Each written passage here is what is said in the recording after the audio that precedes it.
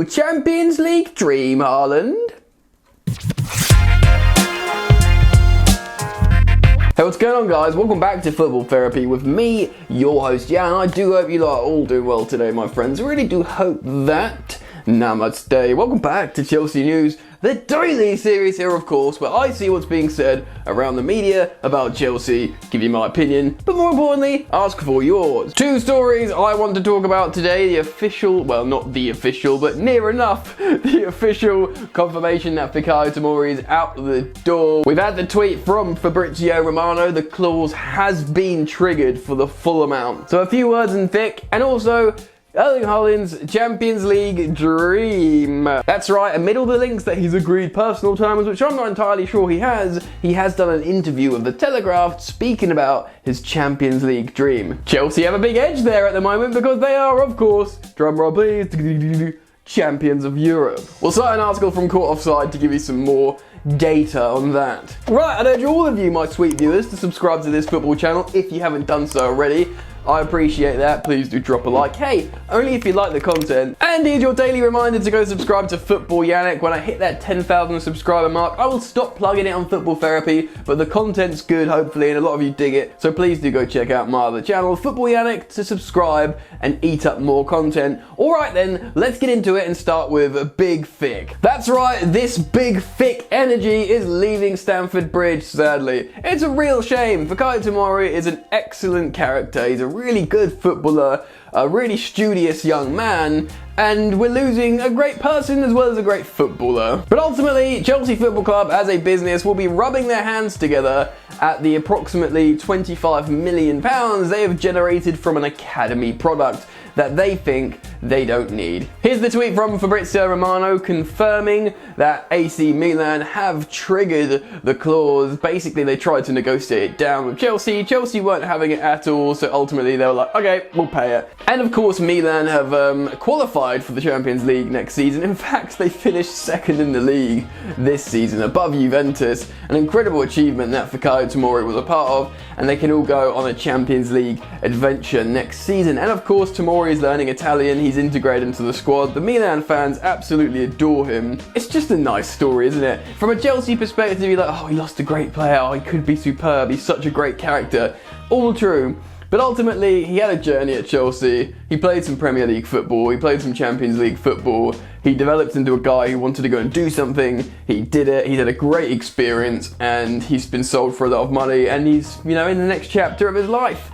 So it's sad, but ultimately Thomas Tuchel would have given the blessing because the club would have gone to him, hey Tuchel, what do you reckon about Tomori? Are you going to play him in your team? He probably would have gone, maybe at the squad or something. He's probably looked at them and gone, well, he's not the exact type of ball-playing centre-half I'm looking for, because really we know what Tomori is. He's aggressive, he's got amazing pace, superb recovery pace, but ultimately Chelsea under Tuchel aren't really defending in transition that much, and you need like a really quick ball-playing centre-half. Now, I'm not saying Tomori can't do that, but it's probably not in the profile that Thomas Tuchel's looking for primarily. Therefore, the club made 25 million on him, plus bonuses, I think. Some of that will go to Thomas Tuchel's transfer kitty. I still personally think both Christensen and Rudiger will extend after the Euros, or I'm hoping, because they're both very good players. Reece James can still be used as a centre-half like Azpilicueta. Zuma might be sold, and Chelsea probably will buy a centre-half still, maybe? I mean, ultimately the stories are saying striker, right wing-back, and maybe central midfielder. It's either central midfielder or centre-half. The stories are alternating between those two, but we'll see what happens. Who knows? Maybe Chelsea buy both. Anyway, enough of that at the moment. I'm going to run you through an article from Court Offside citing the Telegraph in this next story. I looked at the Telegraph article, which is a long interview with Erling Haaland. It does look really interesting. He talks about meditation and stuff. I'm personally going to read that another time, but the Court Offside article cites the interesting bit that we find relevant to our Erling Haaland to Chelsea saga. So let's talk about Erling. Of course, this is going to be one of the biggest transfer sagas this summer. Can Dortmund hold on to their Norwegian gunman? Or are they going to be happy to sell for an incredible amount of money? Dortmund are very difficult to negotiate with when you don't meet their sometimes extortionate terms.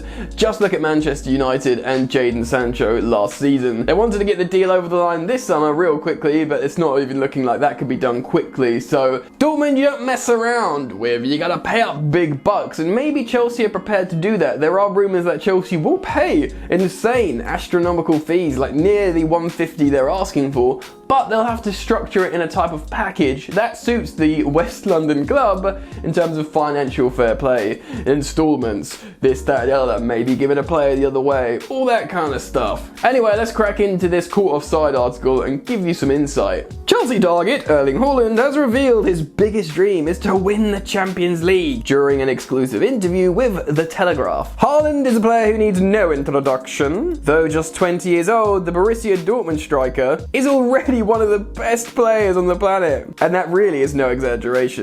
Yeah, he's really quite very good. He's very good, isn't he? Since signing for Dortmund from RB Salzburg in January 2020, Haaland has scored 57 goals in 59 appearances. A quite ridiculous return for a player his age. Quite ridiculous return for a player any age ever. 57 in 59! As you'd expect, interest in signing him is widespread and intense. Though in recent weeks, Champions League winners Chelsea have emerged as frontrunners. Champions of Europe, we know what we are. Ian McGarry of the Transfer Window podcast this week has claimed Chelsea have already agreed personal terms with the Norwegian. Now they just need to agree a fee with Dortmund. Right, I don't know if this is true. Transfer Window podcast, I don't believe them. I mean, it could be true, I suppose. But what are these personal terms? Because there was some stuff saying that he wants like $500,000 a week. That's too much for a new young player. So I wonder what they've agreed. And I wonder if they have agreed. Let's carry on. While some would argue that would be the hard part, it's difficult to imagine Chelsea pushing forward with their interest if they were not prepared to pay what Dortmund want. Haaland's astronomical value is hardly a secret, though Chelsea have not gone away. Yeah, we haven't been scared away by the initial fee. That means maybe Chelsea perceive it as a tactic to try and just shit scare them away, you know, a big number initially, that maybe if they came in, pushed hard with a suitable fee, and Haaland himself put in a transfer request, who knows, maybe it could happen. The Blues may well have been offered encouragement by some of Haaland's comments in his exclusive interview with The Telegraph too. Haaland told The Telegraph he wakes up every morning listening to the Champions League anthem. I've been having that for a couple of years now, Haaland revealed. You know, it's a very good anthem. Yeah, but I think it's personally somewhat sociopathic to wake up listening to the Champions League anthem. Imagine. Weird. For as long as I can remember, even when I was a really young kid, I was watching the Champions League. There were great teams and huge legends scoring goals, so that became my dream. My dream was to play in the Champions League, to score in the Champions League. You know that is where the best players play, and that's where the best players belong. And that's where you belong, Erling. That's where you belong. When quizzed by The Telegraph as to what winning the competition would mean to Haaland, he replied, "That's my big dream. To win the Champions League one day. Hopefully I can lift that trophy. That would really be, well, amazing." Not only can Chelsea offer Haaland the promise of playing in the Champions League, but they're also the holders, having beaten Manchester City in Porto at the end of May. Yes, indeed, it's true. Chelsea are the champions of Europe, the best team in Europe. Chelsea have won the competition twice in 9 years. That's actually a pretty good return, ultimately, if you look at teams historically. I'll take 2 every 9 years. Thank you very much. That's 1 every 4.5 years. That is a good return. That is a good return. A record that can only be bettered by Real Madrid. Thomas Tuchel's Chelsea looked to be set up perfectly to succeed in the Champions League. From the win over Atletico Madrid, you could see they were legitimate contenders. Chelsea are a club that demands success, both domestically and in Europe. Thus, you can imagine it's only a matter of time before they add the third to their trophy cabinet. With the addition to Haaland in their attack, Tuchel's men would be among the favourites to go all the way in the competition for a second year on the bounce. With Haaland such a Champions League obsessive, he will know what a fighting chance he'd have of winning it if he comes to Stamford Bridge this summer. Boom, boom, boom! And it's true, if Haaland's biggest ambition is to go to a big club who's challenging, who would score goals and have the ball a lot, you look at Chelsea and go, ooh, London, I like London. Good club, big club, champions of Europe, I want to win the Champions League. Surely they give me my best chance. I mean, historically, or at least in recent history, you go, where's my best chance of winning the Champions League? And you'd say Real Madrid, but not anymore. Ramos has left, Zidane's left, I don't know if Zidane's a tactical masterclass, but him leaving, he's the one who won it 3 times in a row. Certain players are getting old, Modric is getting old, Kroos is getting on, Benzema's in his, 30s now. It's not an obvious place to go to definitely win Champions League titles, but Chelsea, with an ambition and a very young squad, and the fact how they've just won the ruddy thing, Chelsea are probably one of the best places to go in terms of winning the Champions League. You might have said Man City had they won it, but they seem to have the hex over them still, so Chelsea are probably the best option. Am I right? Anyway, let me know your thoughts down in the comments section below. I'm keen on hearing them. Thank you to all of you who watch my content, and if you've enjoyed it, please do drop a like. Of course, I'd urge you to subscribe if you're new, and finally, please do go check out Football Yannick, my second passion project I'm doing, link in the description. Right friends, see you on the next one, enjoy the football, and I'll see you later. You ain't so tough with that bad boy tuck. I'ma get it how I'm living, I'ma walk the walk. Outline my lines, I rap through thought. Body bag the verse, outlined in chalk. In my life seen trouble, hustle on the double. Silence on the trigger like my pick got a muzzle. Yo chick like to guzzle, bad boy stay in trouble. I only love this paper, sorry I don't. I laugh me, baby.